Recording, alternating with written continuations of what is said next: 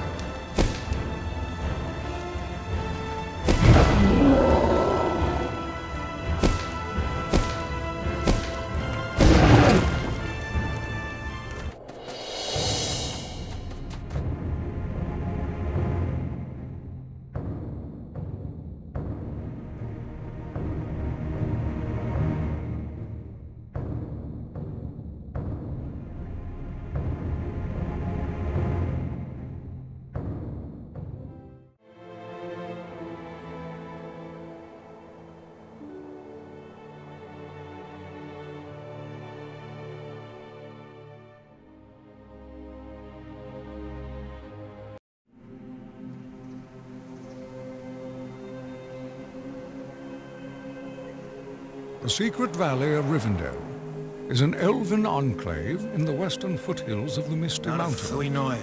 It was here that Lord Elrond read the moon runes on Thorin's map of the Wilderland and provided information vital to the dwarves' quest to reclaim Erebor from Smaug the Terrible. This necromancer is nothing more than a mortal man, a conjurer dabbling in black magic.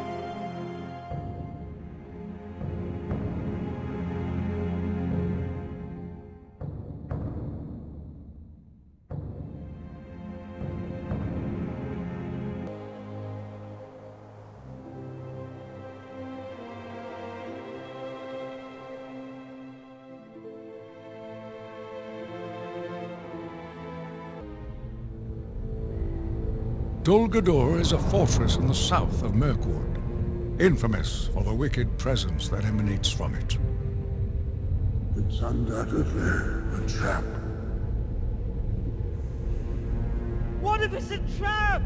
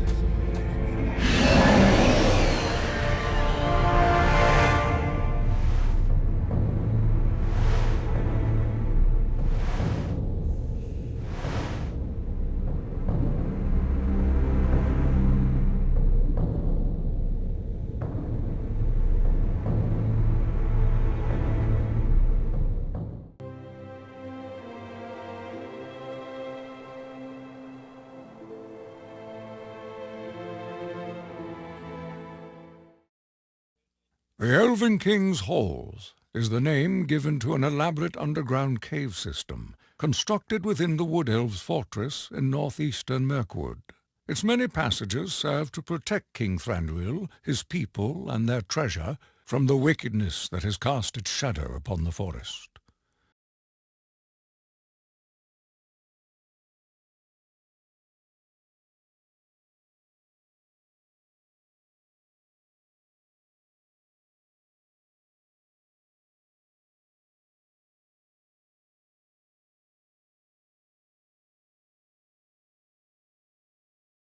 There was once peace between the Wood Elves of the Greenwood Forest and the Dwarves of Erebor.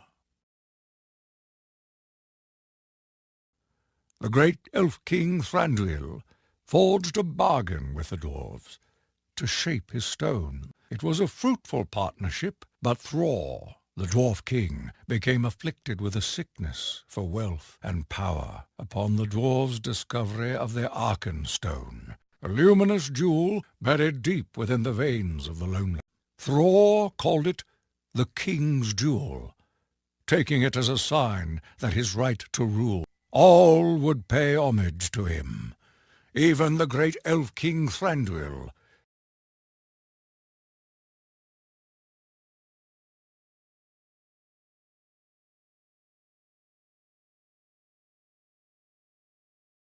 The Lonely Mountain and the Dwarves were left vulnerable to the forces. Learning of the vast treasure amassed by the Dwarves, Smaug the Terrible, a fierce and ruthless fire-breathing dragon from the north. The besieged Dwarves called upon Thranduil for help against Smaug, but the Elf King ignored their plea, refusing to risk the lives of his kin against the wrath of the dragon, for the benefit of those who had betrayed him.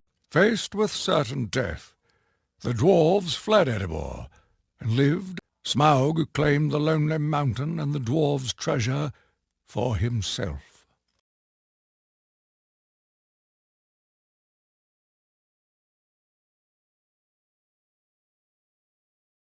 For decades following Smaug's siege, the Wood Elves still enjoyed a lively trade with the men and women of Lake Town.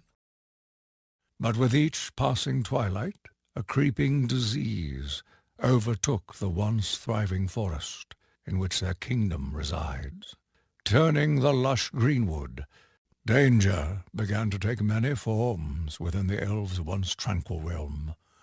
From giant spiders and roving gangs of orcs to rumors of evil sorcery emanating from dungeons in the south.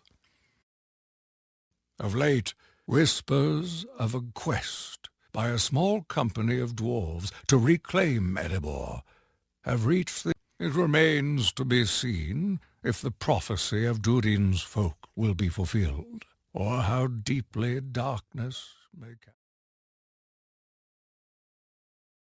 A solitary peak northeast of Rovanion, the Lonely Mountain was once home to a prosperous dwarven kingdom, until it fell to the siege of Smaug the Terrible, a rapacious, fire-breathing dragon who drove the dwarves into exile and claimed their vast treasure for himself.